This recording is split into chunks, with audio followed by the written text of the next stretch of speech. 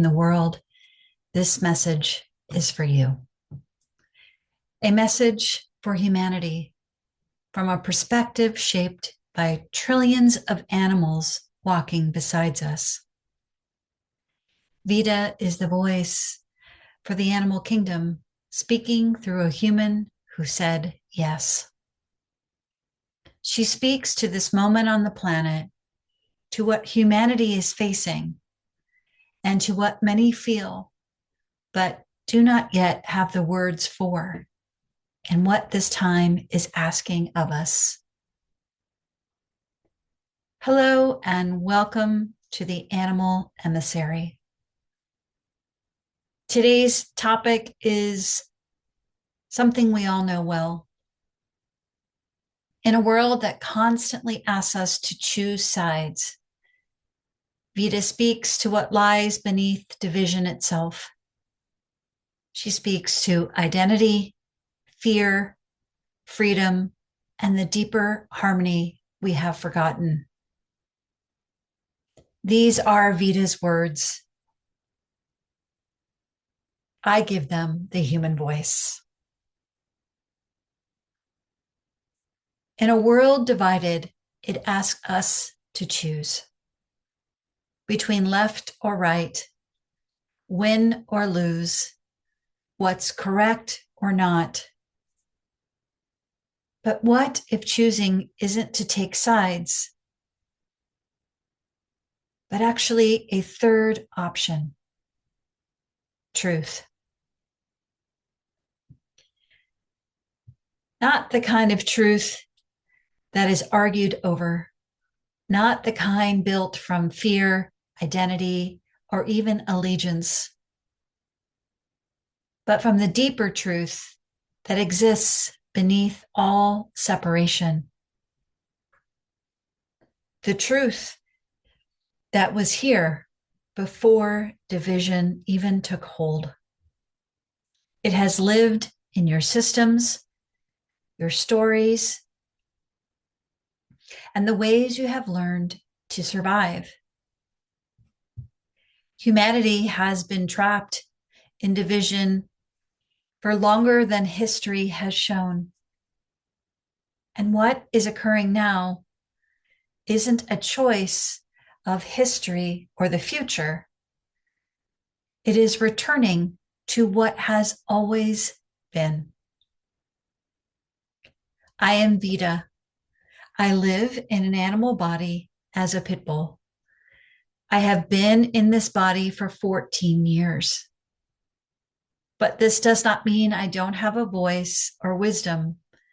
In fact, I have a lot to share.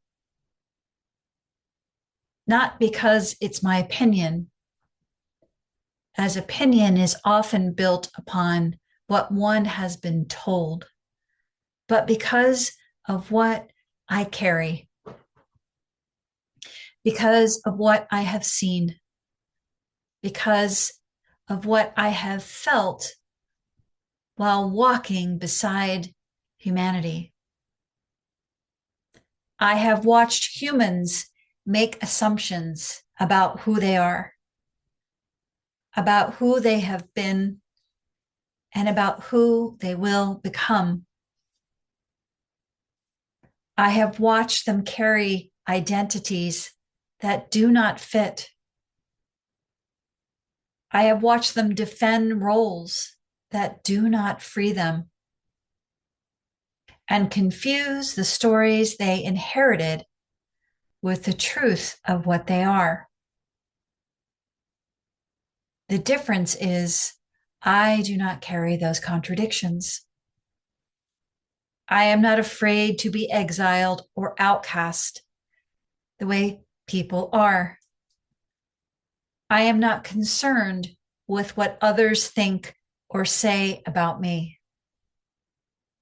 And I do not carry the same fear of losing money, image, or social standing. And there is great freedom in this.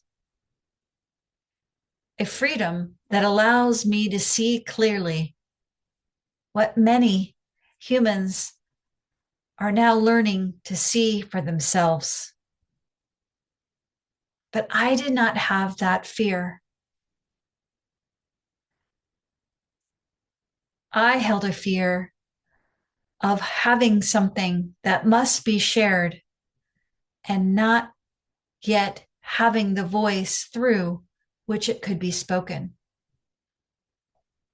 And that is a different kind of fear, a deeper one. Not a fear of rejection, a fear of carrying a message meant for the whole and not yet being able to give it.